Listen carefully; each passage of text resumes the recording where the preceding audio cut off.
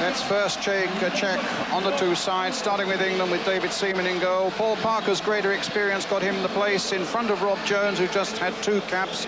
Tony Dorigo replacing the injured Stuart Pearce. A vital job for those fullbacks against 2 swift Dutch wingers. Carlton Palmer, Paul Ince and Lee Sharp form the midfield, with David Platt taking the role of Paul Gascoigne just behind the striking partnership of Alan Shearer and Paul Merson. It was thought that Merson might play on the right of midfield, but Graham Taylor has suggested that Merson's ability to run at defenders and to pick up Platt as well might just give him the edge. Ian Wright, therefore, is amongst the subs. As for the Dutch, De Hoy in goal, Ronald Koeman, their captain and sweeper, De Wolf and Frank de Boer, the markers, Rijkaard and Wouters, the vital elements for them in midfield. Overmars and Roy are those 2 quick wingers I was talking about. Bergkamp, the brilliant player from Inter Milan. We think he might play just behind the other De Boer, that's Ronald, the twin brother of the defender. Overmars, he's already been a problem tonight. Now, how will Dorigo hold him? He's gone past Dorigo again, gets it across.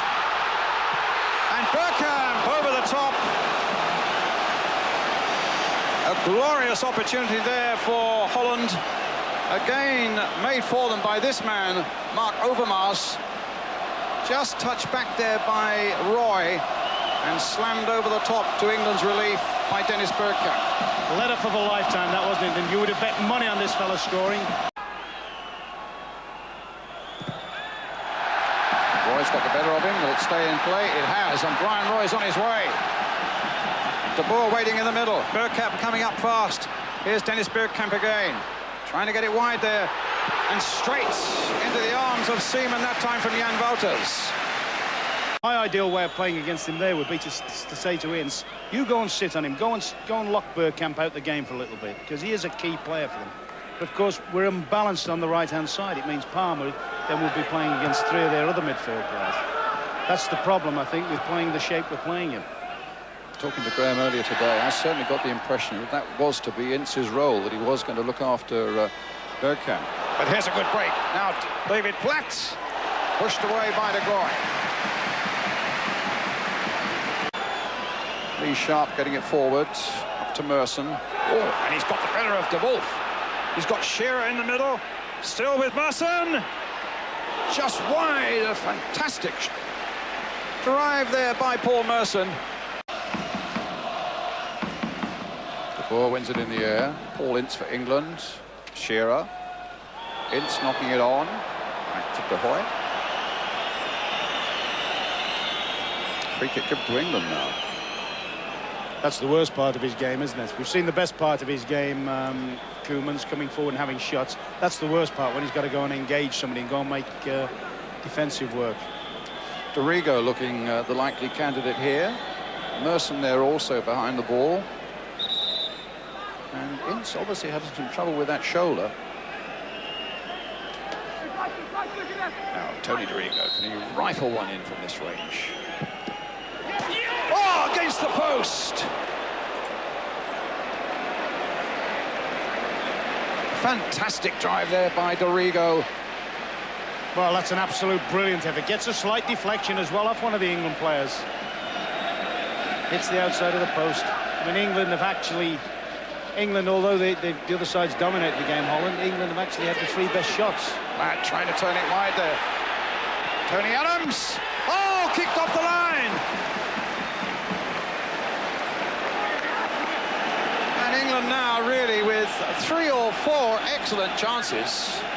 Graham Taylor sits back there, can't believe it, and knocked off the line there when it looked a certainty that Tony Adams was going to score. Overmars. Wouters against the German referee, and then knocks it wide for Erwin Koeman. Roy for Holland. Parker backing off him.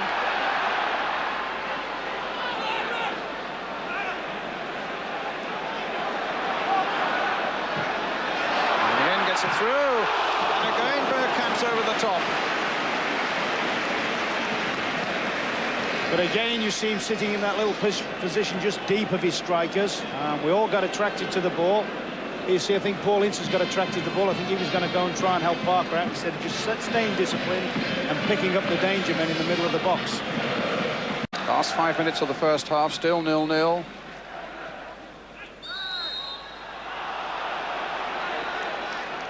Remember, England want at least a draw from this game. The Dutch need a victory.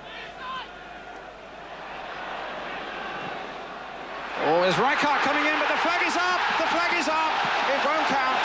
It won't count. The Dutch will be disappointed. A great run from the midfield by Frank Rijkaard. Oh, my goodness. He wasn't offside. He wasn't offside. I must confess, Brian, my gut feeling, and sometimes you go by that, was as he timed his run, I thought, we're in trouble here. And we've had the luck of a flag there, that's for sure there. Wouters gets it away. Alistair knocks it in. Bit of space here possibly for Platt. No, Rijkaard stabs this one away. Bergkamp on the charge now. De Boer up ahead of him. Overmars one side. And pushed away well by Seaman. Great run by Dennis Bergkamp. Roy. Parker's at it. Roy picks up Bergkamp. Picks up De Boer. Picks up Bergkamp going, no, Tony Adams is there that time. That's mine, he said. Shearer. Sinton. Can Platt get there first? Platt can get there first for England. That's got to be a penalty. Penalty given for England. The Dutch are claiming outside. The referee looked hard at the linesman. The linesman said inside. No. Has he given a penalty? A yellow card has gone to Donald Koeman. I think he's changed his mind. He's changed his mind and given a free kick outside. Brian, is that not a sending off offence under the rules of the game? Absolutely. Let's just determine first, though. That's got to be, hasn't it? I mean, that's he's a penalty. Through with a clear goal-scoring opportunity. Red card. He's given a yellow. More important, has he not get... No, he's given a free kick, I think, Ron. I think he's given a free kick. Graham Taylor can't believe it. He's being shepherded back. Well, the linesmen have played an important part in this game, haven't they? And to be fair, the linesman there, he's dead in line. He actually should have taken the onus off the referee there. But you then saw, I mean, David Platt was always second favourite for the ball when it was through. You then saw Koeman's sheer lack of pace. And I mean, he hasn't got the right to do that when he's defending. So, England's free kick. Merson. Dorigo charged down by a wall of orange. Well, the Dutch were robbed in the first half when Rijkaard's goal was disallowed. England robbed of something there. Oh, that was a bad challenge there by Irving Koeman on Paul Parker. That was a disgraceful challenge on the England fullback.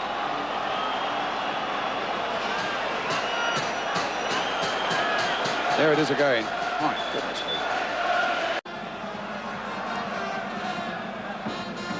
Wouters again. The flick on again. Wouters going all the way through. What's he given this time? You could never tell with this referee. The Dutch are saying it was just inside.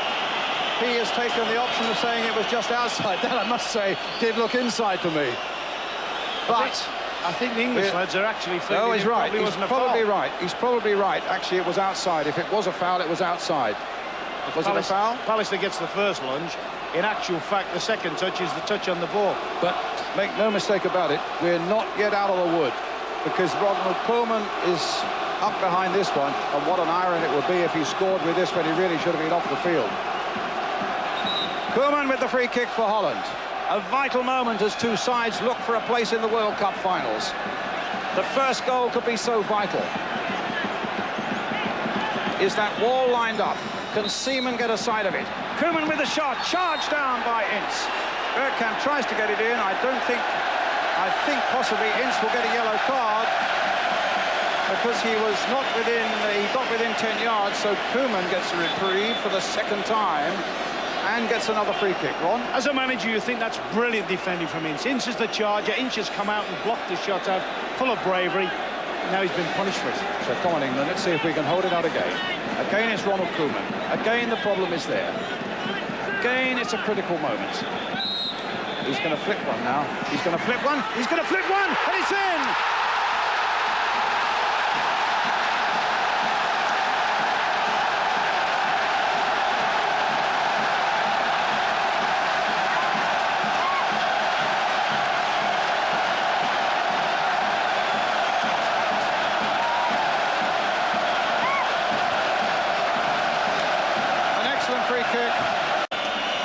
Well, I feel nothing but sympathy for Graham Taylor, I must say.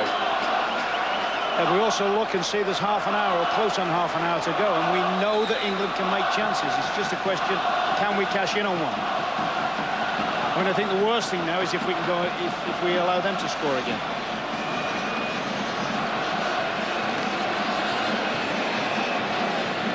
And I think Ian Wright's about to make his entrance. All the subs are warming, but I shouldn't be surprised to see Ian Wright on soon. Well, Dorigo behind this one again. Merson hitting it as well, against the post. That's twice England have cracked the Dutch post. And the Dutch leading a goal to nil.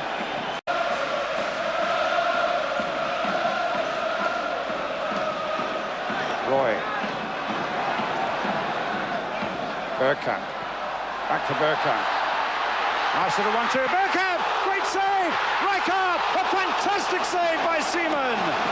Oh, two absolutely brilliant pieces of goalkeeping there by the big Arsenal goalkeeper.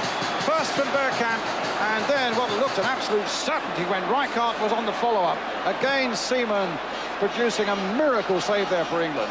Brian, if we can get through now, if we can equalise, and that save could give us the inspiration, that could well go down as famous as Banks's in where was it? In Mexico, wasn't it?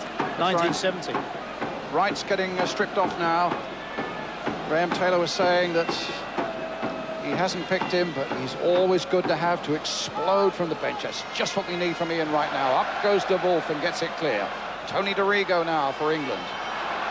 Long-range shot. My goodness, that wasn't far away, and De Hoy lost it somewhere in flight. We think it's Merson who might well be coming off, an Arsenal man for an Arsenal man.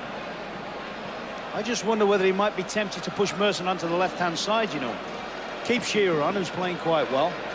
We think it might be Merson coming off, Ron. Definitely coming off. I just wonder whether he may have done, though, because Merson... Oh, this is trouble now. It's there by Bergkamp. 2-0.